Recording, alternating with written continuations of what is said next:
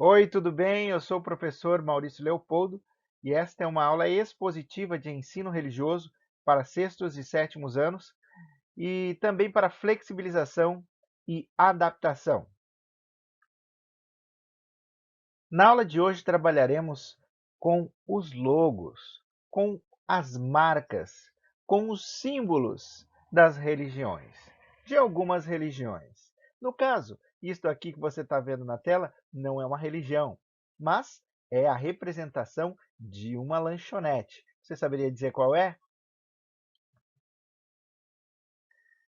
E agora, você tomaria esse líquido que está dentro dessa lata? É óbvio que a gente sabe do que estamos falando.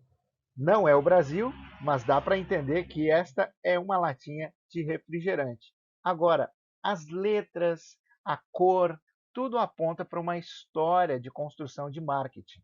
Eles querem vender uma ideia. E é por isso que existe todo esse cuidado com cores, cuidado com a sua logomarca. Agora é uma marca muito desejada pelos jovens, por todo mundo, que é este risquinho aí, esta vírgula valiosíssima. A minha pergunta que eu faço normalmente na sala de aula é a seguinte: quantas fábricas desta marca existe no mundo? Você saberia dizer? Será que é mais de 10 milhões de fábricas? Quantas fábricas existem da Nike? Bom, a Nike não é dona de nenhuma só fabricazinha de tênis ou de bola ou de qualquer produto esportivo. Ela não emprega nenhum operário no mundo inteiro. Não tem nenhuma máquina. Mas como assim? Atualmente, cerca de 80% dos calçados Nike são feitos em países asiáticos. Por exemplo, a Vietnã é um deles, a Indonésia, a China, a Coreia do Sul e Taiwan. Essa empresa nunca teve fábricas, mas o que ela teve?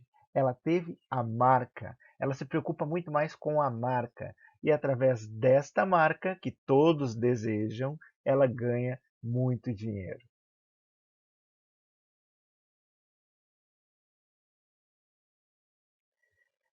A habilidade que estamos trabalhando nesta semana da BNCC, que é a Base Nacional Comum Curricular, que organiza os conteúdos tanto de língua portuguesa quanto de ensino religioso, de todas as disciplinas, é a seguinte: reconhecer a importância dos mitos, ritos, símbolos, textos na estruturação das diferentes crenças, tradições e movimentos religiosos. No caso, os símbolos. Como eu falei para você, vamos trabalhar com símbolos. No caso, eu peguei um slide aqui que aparecem 14 símbolos religiosos. Vou falar somente de 5, porque o nosso tempo é bem reduzido, mas vamos conhecer um pouquinho sobre alguns destes 5 símbolos. O primeiro, bem conhecido, o cristianismo. Aquele segundo ali é o budismo. O terceiro, o islamismo. O hinduísmo e o judaísmo. Vamos ver um pouquinho sobre cada uma destas religiões. Antes de falar sobre essas religiões, o ensino religioso no Brasil tem, nos dias de hoje, o caráter de interreligioso. Como assim? Existe uma lei, que é a Lei Federal 9.475 de 1997. E essa lei nos dá uma redação nova que explica o seguinte, para entendermos como é que se ensina a religiosidade ou religião na sala de aula. Na realidade, a gente não ensina, a gente somente estuda como se dá o fenômeno religioso em todo o Brasil e no mundo. Esta é a função do ensino religioso, não de doutrinação ou de catequização. Aqui não se pode converter alguém a essa ou aquela religião. Bem pelo contrário, o espaço público deve servir somente para estudo, mas é muito necessário conhecermos das religiões. Por quê? Para evitar o preconceito e também o desrespeito com as pessoas. No caso do primeiro símbolo, o cristianismo, há mais de 2000 anos, nasceu um judeu. E esse judeu morreu numa cruz. E é um objeto que relembra a maneira como esse homem, Jesus Cristo, foi morto. E também ilustra a crença de que ele sofreu e morreu por todos e ressuscitou para uma vida nova. Este é o cristianismo com o seu símbolo maior, que é a cruz.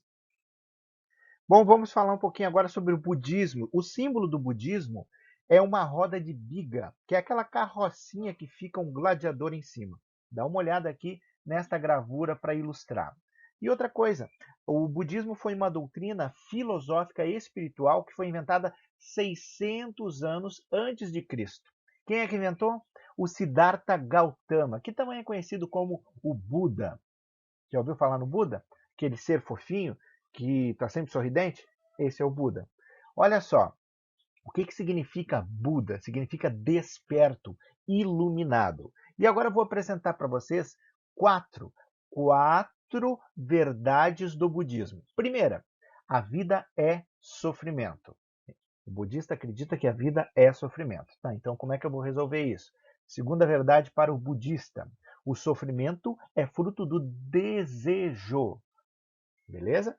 Terceiro, ele acaba quando termina o desejo. O sofrimento acaba quando termina o desejo.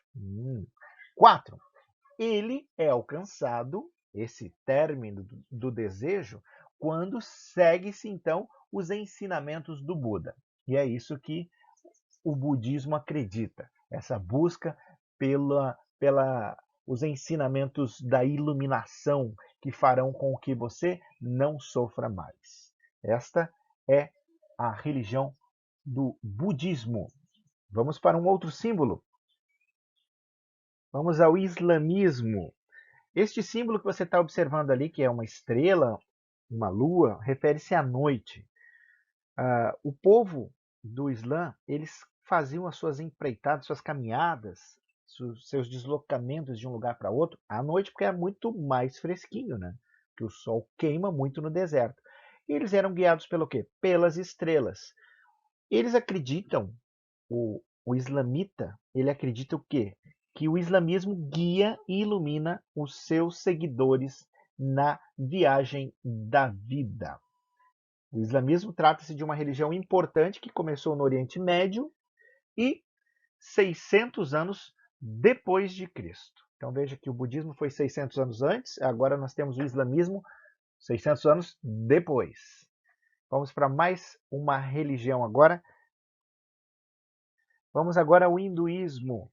A religião hindu está na terceira posição em número de pessoas, de fiéis, para esta denominação, o hinduísmo. No caso, ela não possui um fundador. Esta é uma das diferenças principais em relação às outras religiões. Não tem uma pessoa específica que fundou o indianismo, ou melhor, o hinduísmo. O hinduísmo ele é uma junção de várias culturas, de vários costumes, de vários símbolos, e aí surgiu, ao longo do tempo, esta religião. Para as famílias indianas é muito comum ter em casa pequenos templos ou pequenos altares para que sejam feitos ali as suas orações, as suas adorações. Tem muitos deuses no hindu e cada um da família costuma cultuar alguma dessas entidades. Outra coisa bastante interessante sobre o povo hindu, o hinduísmo, é que eles possuem grandes templos, maravilhosos templos construídos com muita destreza, muita beleza. E aparecem em muitos filmes e as pessoas costumam viajar para a Índia justamente para conhecer esses templos maravilhosos. Eles não comem carne de vaca, porque a vaca é um ser sagrado, ao mesmo tempo que eles acham que a carne é imunda. 30% dos hindus não comem carne, são vegetarianos. Então, fica aqui uma curiosidade: o hinduísmo, como eu disse, é a terceira religião em termos de número de pessoas. Mas quem são as outras? Em primeiro lugar está o cristianismo, em segundo lugar está o islamismo, aí vem o hinduísmo e depois o budismo. Em quinto lugar está Então, aquelas pessoas que não possuem nenhum Deus, ou seja, não são pessoas que não acreditam em deuses. Vamos agora ao judaísmo. É uma religião muito antiga, seguida pelo povo judeu. A estrela de Davi, que é uma das personagens mais importantes da história do povo judeu, que foi um rei segundo o coração de Deus, mesmo ele tendo sido uma pessoa que fez muita guerra e matou muita gente, inclusive a história é que ele matou o gigante Golias e tal. Então, o povo judeu costuma utilizar a estrela de Davi como símbolo do seu povo. Nós estamos chegando ao final de nossa aula e gostaria de falar agora sobre a ONU. A Organização das Nações Unidas proclamou no ano de 1981 a Declaração sobre a Eliminação de todas as formas de intolerância em relação às religiões e crenças. Então, o primeiro artigo da Declaração da ONU diz o seguinte, que toda pessoa tem o direito à liberdade de pensamento, de consciência e de religião. Este direito inclui a liberdade de ter uma religião ou qualquer crença de sua escolha, assim como a liberdade de manifestar a sua crença. Veja que essa é uma das verdades que nós precisamos falar às pessoas, que todos precisam ser respeitados, independente da sua religião. O fato de eu gostar ou não gostar, não importa. O que importa é que nós levemos o respeito através das aulas de ensino religioso. Através do respeito, demonstramos o amor. E eu creio que este é o principal nome de Deus. Deus é amor. Quando nós respeitamos ao nosso próximo, nós estamos falando de Deus também. Aqui ao lado você tem a bibliografia de onde eu busquei as informações para a aula de hoje.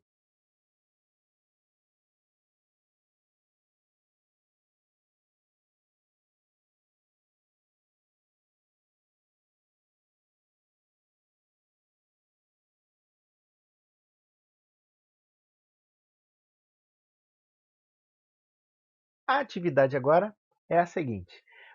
Desafio você a criar uma obra artística no papel com símbolos relacionados à sua religião. Pode ser a sua religião, pode ser a religião do seu pai, da sua avó, do seu tio. E aí você vai tirar uma fotografia destes símbolos e mandar com a sua identificação. Nome e atividade 82 de ensino religioso. Tá bom? Faz aí o seu desenho, a sua obra de arte, pode ser com colagens e tudo, e manda pra gente. Um grande abraço e até a próxima semana.